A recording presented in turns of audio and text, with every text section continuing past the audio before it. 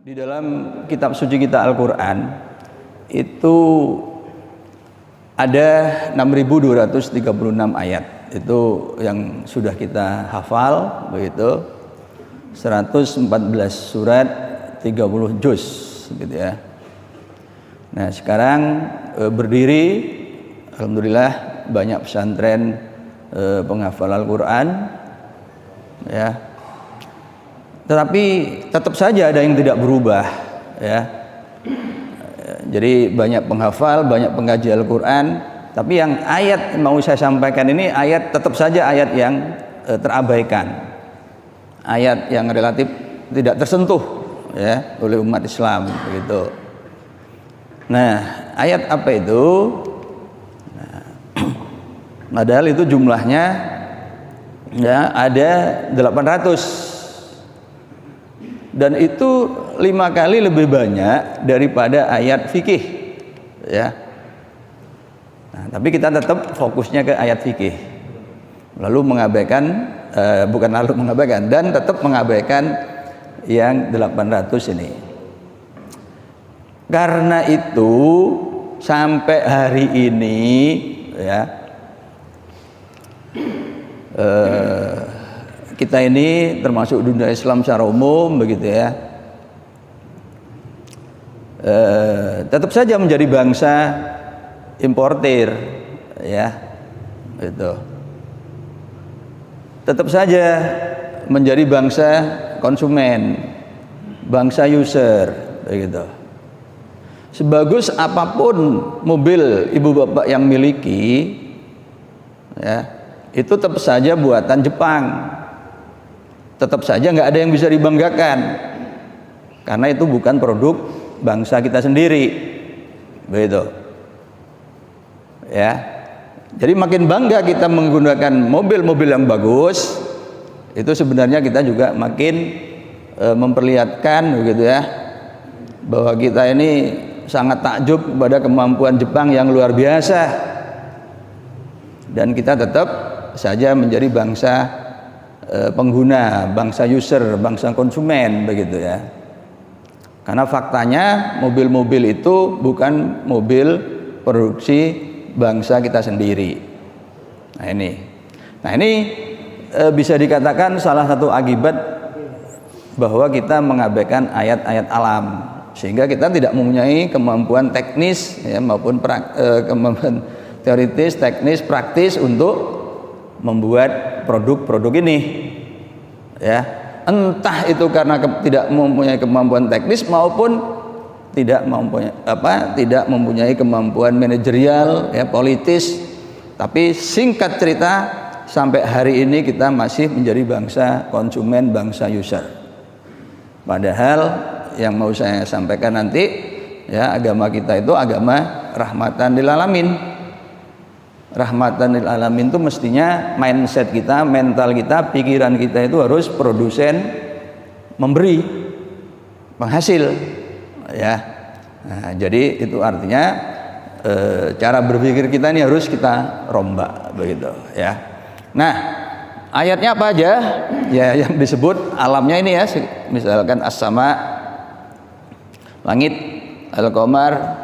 Nah, as-sama saja itu ada 310 kata di dalam Al-Quran. Jadi kalau kita mau bahas tentang langit aja, ya, ngaji tiap sepekan sekali, ya, mungkin selama 1 tahun, ya, karena 310 kata di dalam Al-Quran itu nggak selesai, gitu ya. Nah, begitu. Itu tentang langitnya saja.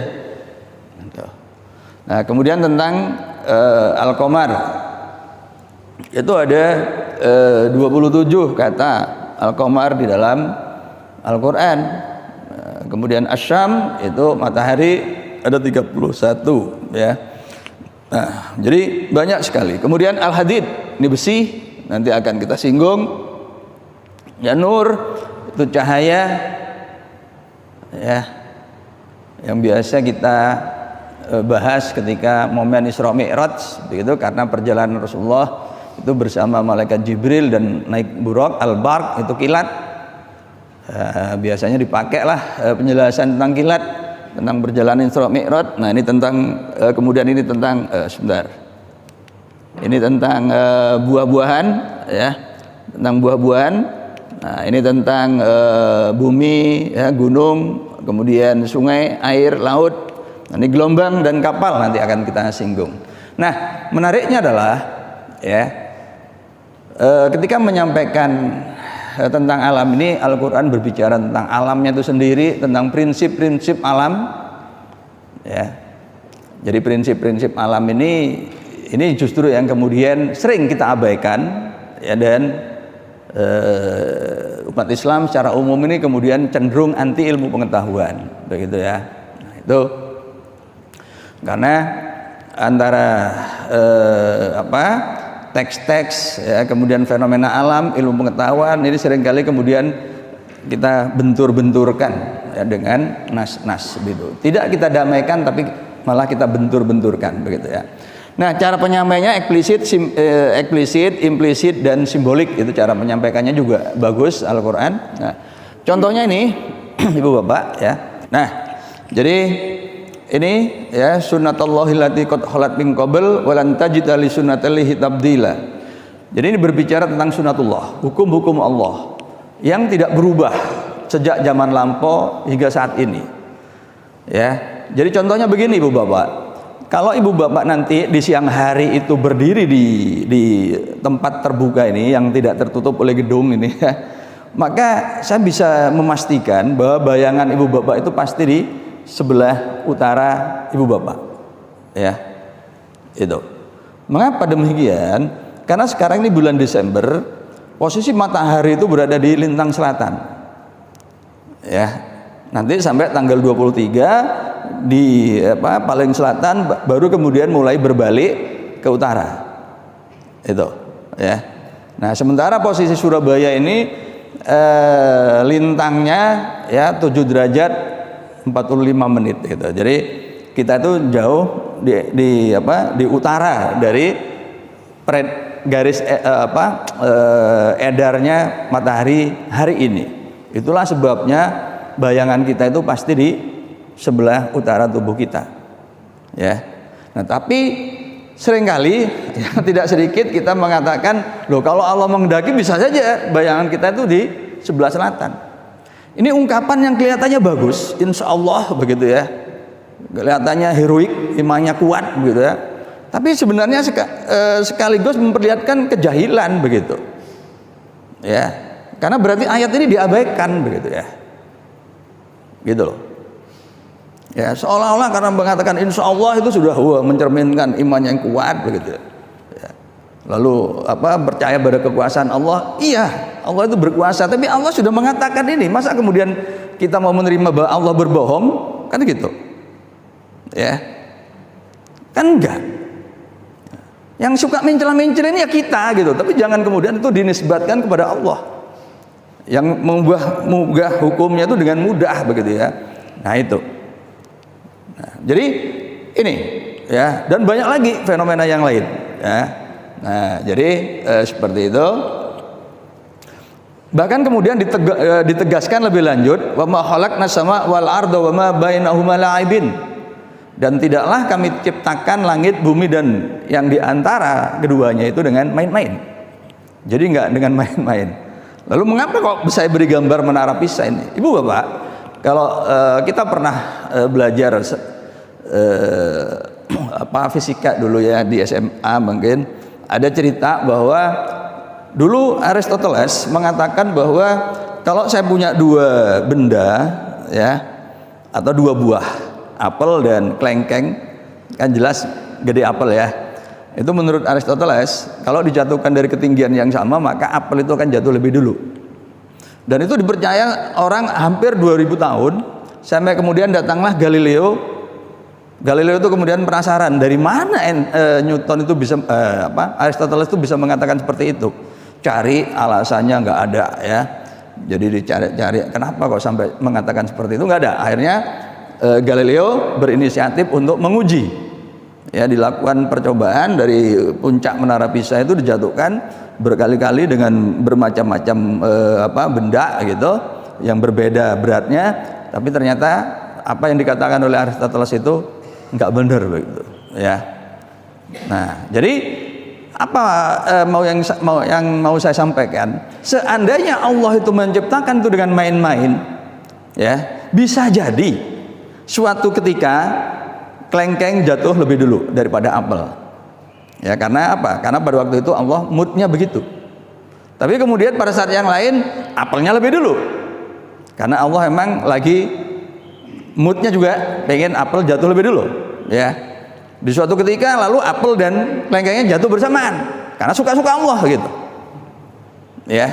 Nah, kalau seperti ini ilmu pengetahuan nggak bisa dibangun, ya.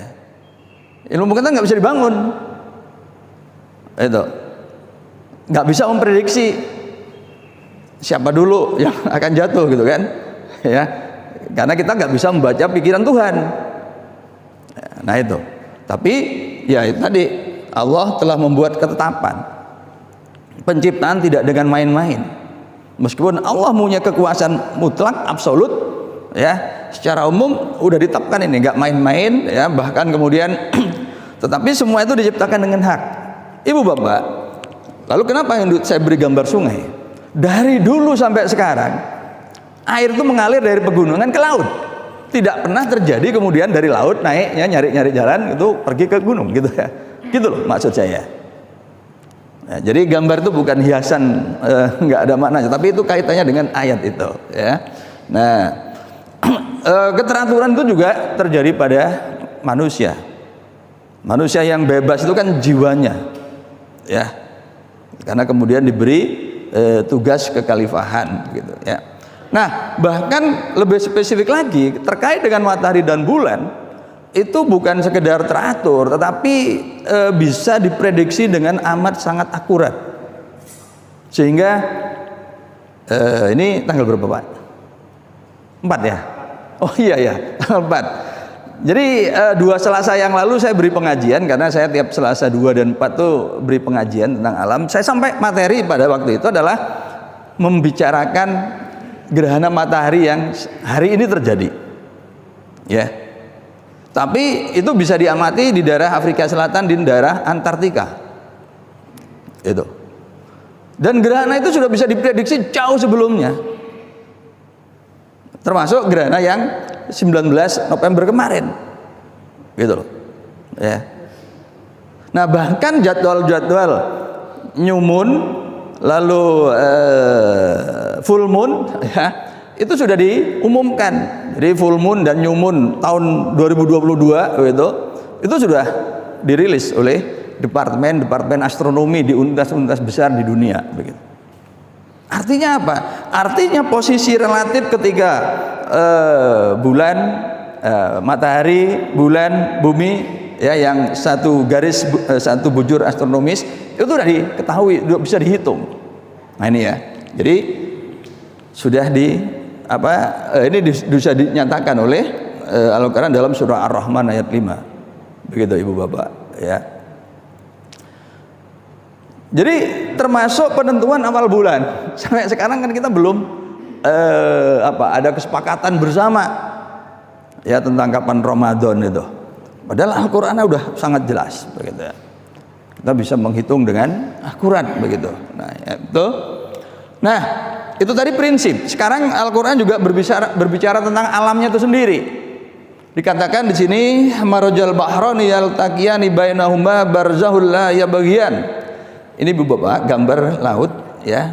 Ini yang misah, ini berpisah. Kita ini kan hidupnya di daratan, ya. Hanya 1-2 orang aja yang nelayan melaut. Ya, tapi itu pun juga nggak terlalu serius memperhatikan. Kalau memperhatikan ya udahlah, karena mereka fokus ke ikannya, begitu, tidak perhatian bahwa di laut ternyata ada 2 laut yang terpisah, yang seolah-olah ada dinding di situ, air tidak bercampur, disampaikan oleh Al-Quran. Nah, setelah mendapat informasi ini, mestinya, ya, sebagian orang Islam datang ke sana, meneliti itu, bagaimana bisa seperti itu, ya, dan kemudian katalah jenis-jenis ikannya apakah bisa leluasa menyeberang dan seterusnya. Ini perlu dikaji. Itulah tugas kekhalifahan kita, ya. Memang tidak semua orang harus ke sana, tetapi tetap harus ada sebagian dari kita, dari orang Islam ini yang kemudian mengkaji itu. Ya. Kalau enggak, kemudian untuk apa ayat ini? Kan jadi ayat mubadir.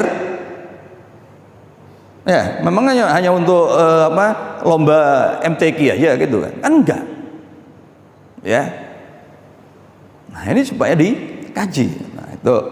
Nah, demikian juga dengan petir. Ya, ini dikatakan di situ. Ya, selain untuk menakut-nakuti, tapi kemudian kita harus memahami itu, ya, harus ada dari kita yang ahli kilat itu supaya apa? Kalau kita ingin bangun gedung yang tinggi-tinggi, jadi nanti mau dibangun tingkat berapa, kalau sudah tanah makin sempit, kemudian mau nggak mau kan kita harus menaikkan itu. Tapi untuk bangun itu nggak mungkin bisa kalau kemudian kita tidak mempersiapkan ahli penangkal petir. Ya, nah itu.